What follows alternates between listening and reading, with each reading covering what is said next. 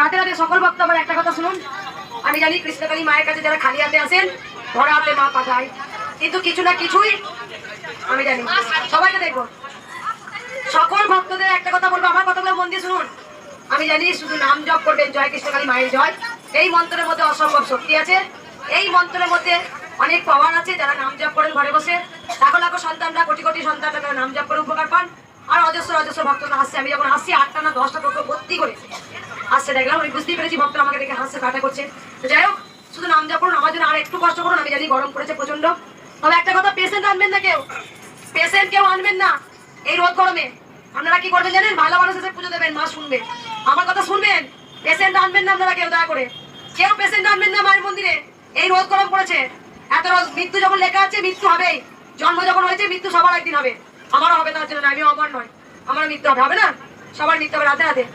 একটা কথা ভক্তদের বলি, আপনারা একটু সময় নষ্ট করেছেন, আর একটু দাঁড়ান, আমি মায়ের পুজোটা করে নিই, হাতে মাকে পরে হাতে শীতের শাড়ি পাঠাবো। সবাইকে দেখবো, যারা নতুন এসছেন, যারা মায়ের কাছে নিতে রোগ সমস্যা সমাধান করতে এসছেন, শুধু মাকে মনে মনে বলবেন, প্রকাশ করবেন না। সবাই একটু বসুন, আমি মায়ের পুজোটা করি। কি বলবো লাস্টে একটা? দে তোরা উলুর তলে